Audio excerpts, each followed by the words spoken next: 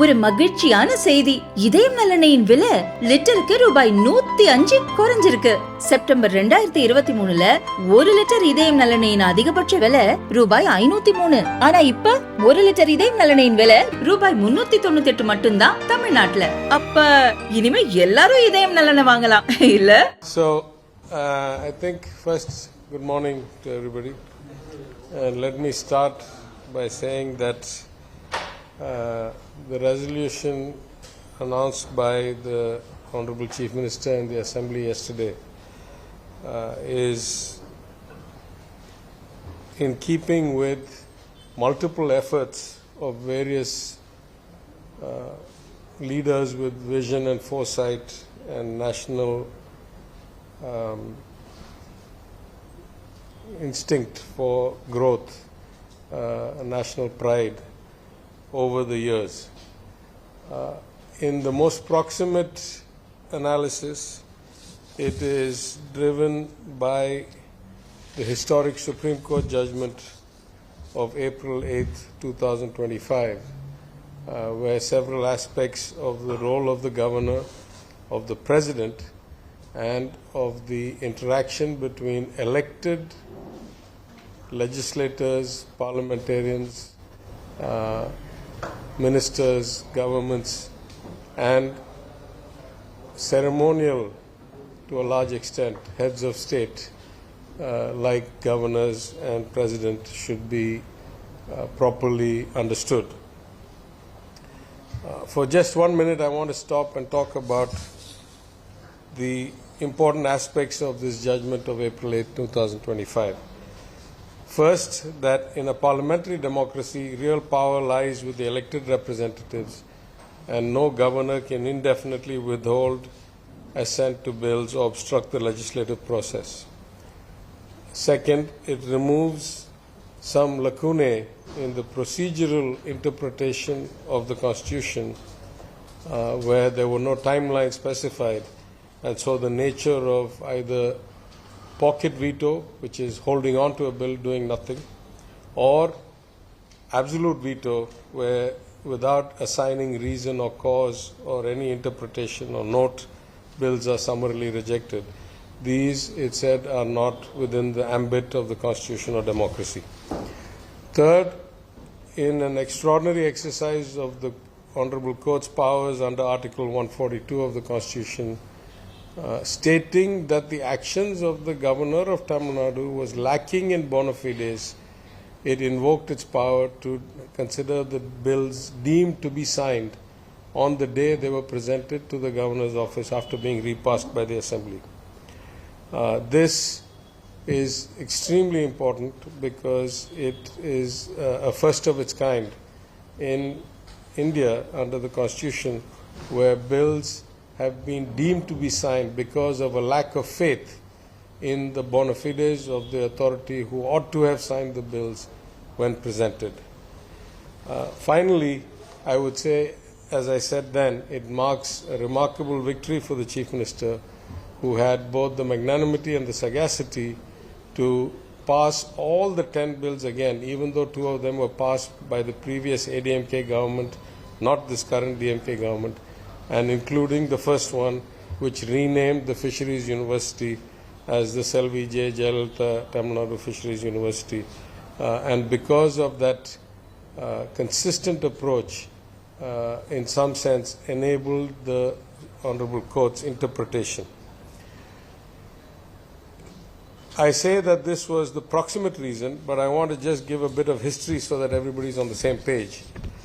The issue of center-state relations and the issue of the role of the governor has come up multiple times, as in fact mentioned in the Honorable Court's judgment, which is extensive and hundreds of pages, which I'm sure some of you have read.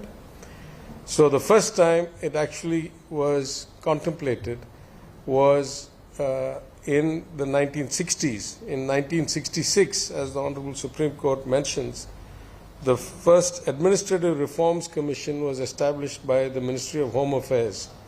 And as the judgment mentions, it was in light of the fact that what had been a monolithic political structure of India for the large part, that is the same party continuously controlled or got elected and therefore ran the government of India as well as most of the states, and therefore there was not as many variances because it was one party that was at the center at most of the states, and therefore they just, for party reasons, they seemed to get along, or because the ideology was the same, they seemed to get along. That was starting to fracture as regional parties and other non-Congress at the time, obviously we all know which party we're talking about, governments were starting to come in the states. So the first instance actually was the first Administrative Reforms Commission constituted by the Ministry of Home Affairs of the Government of India, of a Congress government, in the year 1966. Subsequently, in the year 1969, the state of Tamil Nadu announced and constituted the Rajamannar Commission to go into these issues. The report was issued in 1971 and it was tabled in the House in 1974 by the then Chief Minister of our state, Chanakyaa.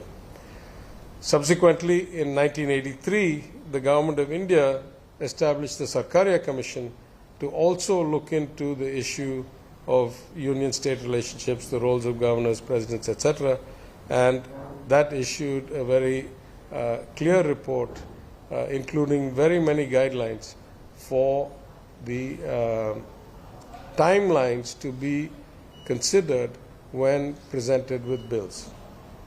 Following that, in the year 2000, in the NDA government under Vajpayee, there was a national commission to review the working of the Constitution, which was headed by Justice Venkatachalaya, and that committee also made a series of recommendations across a broad spectrum of the Constitution, but also relating to the role of governors relative to the legislatures, the role of the President, the notion of withholding or approving bills, etc. And finally, in this vein, at this point, our Chief Minister has now constituted a commission under the leadership of retired Supreme Court Justice Thiru Kurian Joseph to go through this, with members being the respected former senior IAS officer Thiru Ashok Varan Shetty and the former Vice Chairman of the Planning Commission of Tamil Nadu, Thiru Naganathan, the famous economist. So it is worth noting, before I go into our commission, that in this judgment, in paragraph 132, the Supreme Court observes a finding from the Justice Poonchi Commission of 2007. Did I miss the 2007 commission? No. There was a commission 2007. So I said the first Administrative Reforms Commission, MHA, 1966. Government of Tamil Nadu's Rajamannar Commission, 1969. The Government of India's Chanakyaa Commission, 1983. The National Commission for Review of Working of the Constitution, NDA government, year 2000. And then I forgot to mention the Poonchi Commission, which was the UPA government, 2007, established under the chairmanship of Thiru Justice Poonchi to also look into these issues. And so in some sense, this is the sixth attempt at looking at these issues. But the Supreme Court's judgment, which covers all of these attempts, makes a very valid point, and it quotes from the Poonchi Commission's report. It says, and let's put a preface on this, the office of governor has an inherent conflict in the Constitution. The inherent conflict is the governor is the head of the government of the state. That is the ceremonial role of the governor. In that sense, the governor is an essential part, according to the Constitution, of the administration of the state. However, these governors are appointed by the union government, and constitutionally they have no allegiance to the government of India other than the fact that they are appointed by it. So we have a basic problem in the role of governor in this Constitution, because the appointment comes by somebody, but your loyalty and your role is to somebody else. That is how the Constitution has designed the role of governor. And it says, if we cannot do that, in the alternative, it may be more advisable to delete altogether the words in Article 200 empowering the governor to reserve a bill for the consideration of the President, except in the case contemplated by the second proviso to Article 200 and in cases where the Constitution requires him to do so.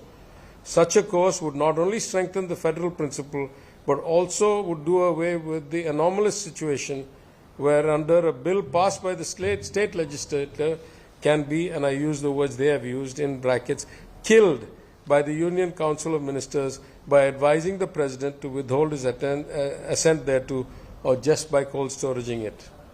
In that sense, as I say, this Supreme Court judgment, a judgment for the ages, which I have earlier remarked is in our era the equivalent of the Kesavananda Bharati judgment or the S.R. Bommai judgment, has covered all these aspects and has now come out with a very clear judgment incorporating timelines recommended as far ago as the Sarkaria Commission in 1983, recommended and set up by the government of India, not by the government of Tamil Nadu. Right?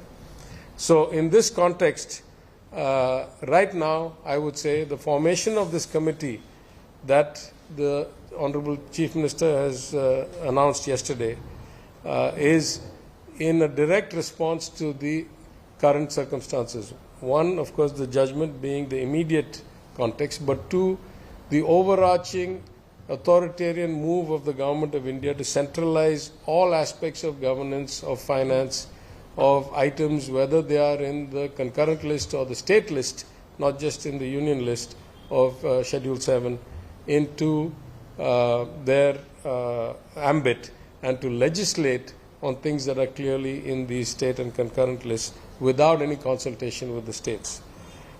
This is a mandate to this committee to examine the constitutional provisions that affect state autonomy, and it is aimed at benefiting the notion of federalism in all states and not just the state of Tamil Nadu. For example, the chairman is actually from Kerala.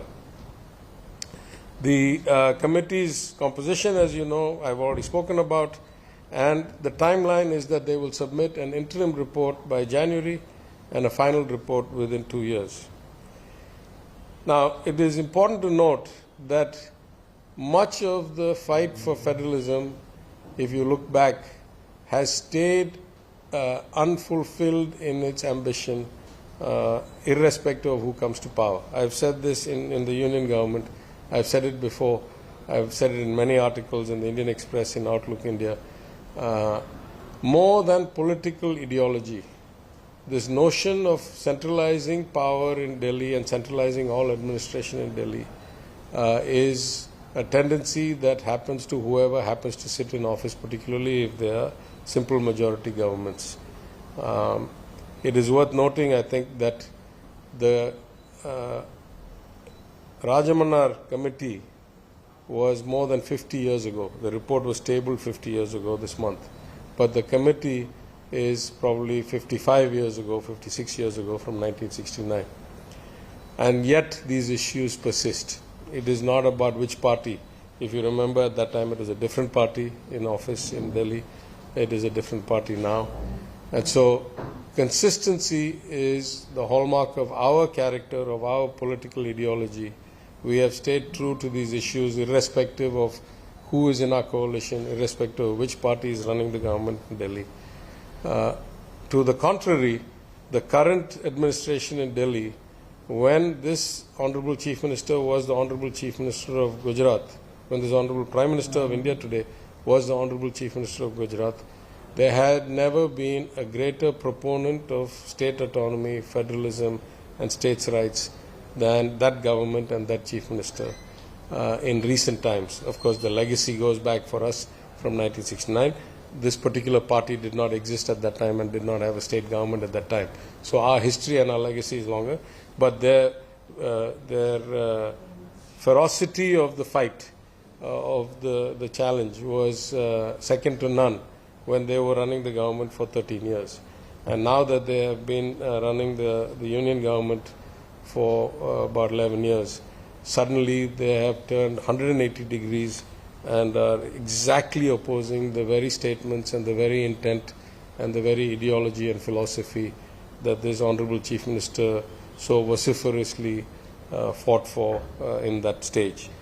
In that sense, I would say that the areas of concern that the Honorable Chief Minister has highlighted in his speech yesterday, that is to bring back education into the state list, to remove aberrations such as NEET, where the Government of India gets to dictate to the states who run their own state medical colleges with their own money and their own setup, how there should be a union exam. And then we find so many problems with the notion of union exams, as you've seen all the scams and the scandals associated with NEET.